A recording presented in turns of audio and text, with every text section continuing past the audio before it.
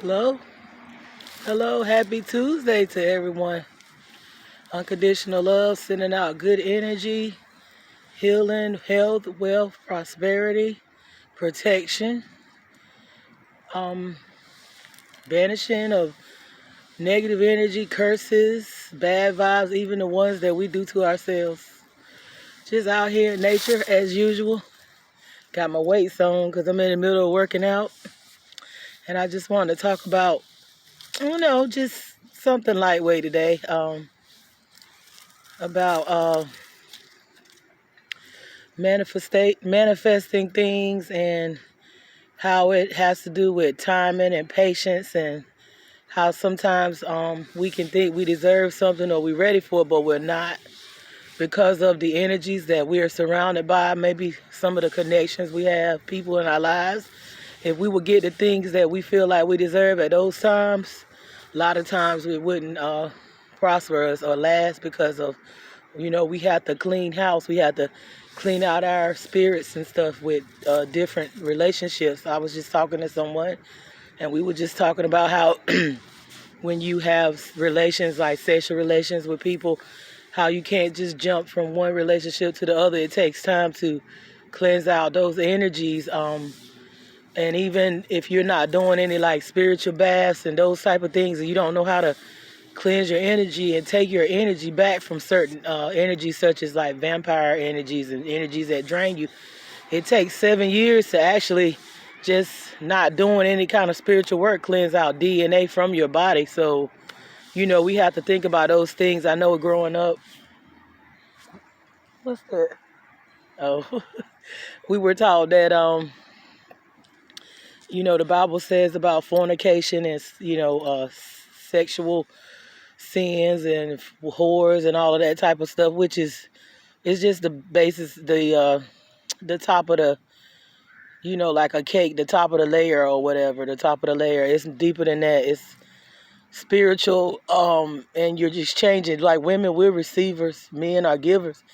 And although women, we think that the man can only harm us, but we can harm them with our energies that we give to them too, depending on what karmas we're connected to, um, what type of mindsets we have, and like our thoughts towards each other. Let's say if I'm sleeping with a man and he's angry with me, and really it's just not meaning me any good, it's just about lust or sex, then he could be sending me out energies of selfishness and just energy of I'm not going to attract a husband because he sees me in that type of way as not being somebody that he would settle down with just for sexual purposes. Or if I'm a woman and I'm giving this energy to a guy, it's not going to prosper or bless them either.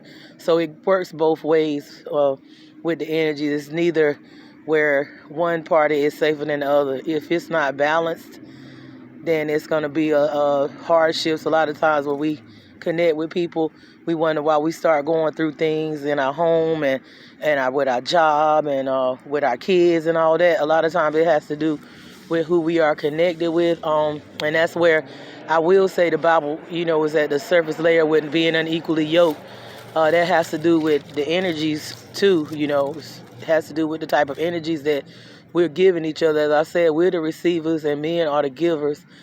And how long it takes to cleanse out those energies if you're not doing any work, working on yourself.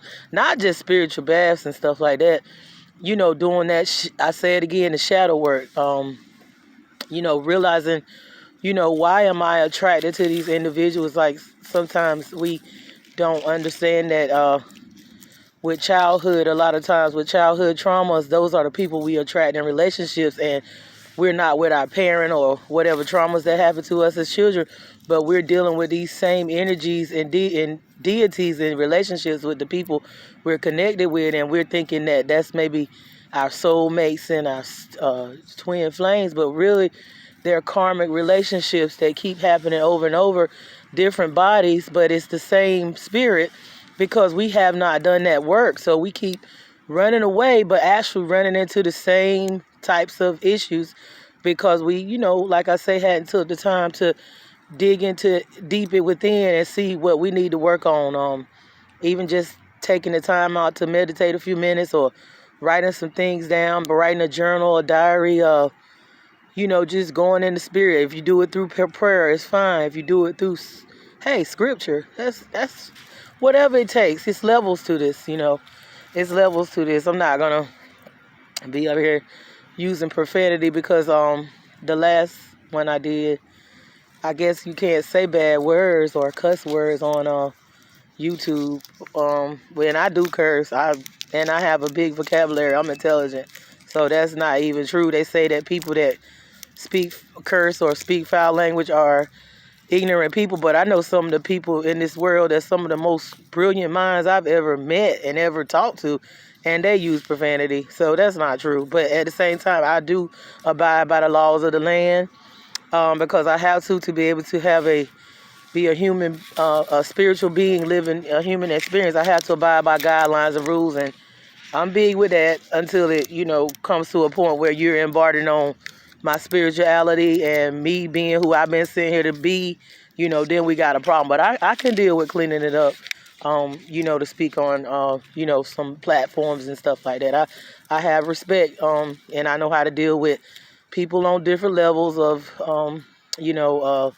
reasoning and conversating and whatnot. So I just wanted to, just chat, looking at my time too, because I know I love to talk. But that's what I love to do, and I love to help people, and I love to express myself through different art forms. But yeah, we just have to be careful who we're connecting with, because a lot of times for us, it's a reflection of us, and for us to look on the inside and do some work. No matter how uh, established the person may be in this dimension, as far as they may have the right job or the right business, the right looks, the right car, the right house, the right type of money. They look like marriage material.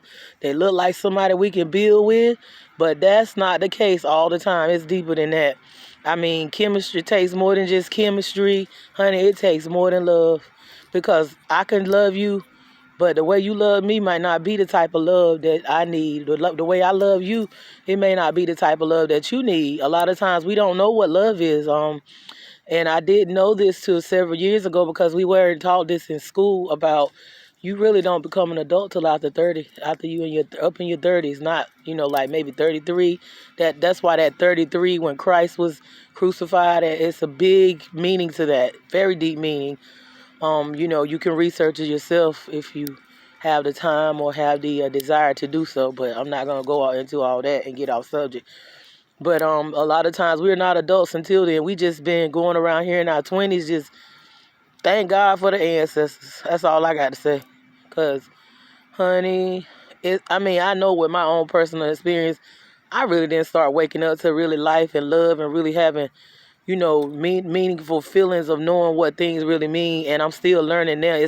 I'm always a student. I may be a teacher or a master teacher, priestess, high priestess, whatever title I call myself in this dimension, or healer, or counselor, or minister of music, or author. Yeah, I got those titles, but at the same time, an educator, historian, whatever. That's, whatever. Because, right, God can take a baby. He could take a little baby and use that baby, and that baby be profound with knowledge, more so than any college professor with 15 different PhDs. That's how the spirit works. It uses the simple things to confound the wise, so you can't look at all that. But like I said, we have to be careful, and when we connect with people, we have to say, what is it about this person that's a reflection of me? What is it inside of me that I need to actually work on and do that deep shadow, maybe childhood traumas, adult traumas. Sometimes it can even be ancestral traumas, where you don't remember in this lifetime what happened to you, because we are affected by ancestral and generational traumas and curses. And although we may not remember it because we hadn't found out how to access our Akashic records, because we were born with a clean slate of spending this lifetime remembering who we were sent here to be.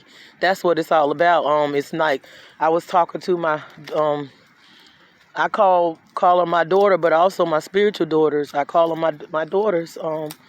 Some of them I call my sisters, some of them I call my mother. Age doesn't matter because I've been given wisdom by people much younger than I am. I mean, age is only a number. Some of these people that's in their 20s been sit here, and they're already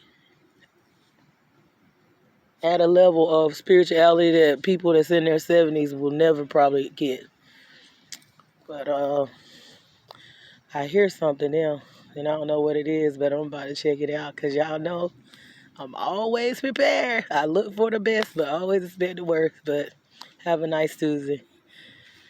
And by the way, this is Mars Day, the day of war, so we want to be meditating on winning battles and conquering wars or spiritual warfare or whatever in the physical, whatever you got going on. Just, meditations between 9 in the morning, maybe 9:30 a.m. Even at 9 at night, it's good to do your meditating on warfare and, winning battles and connecting with the energy of Mars. And y'all have a happy Tuesday.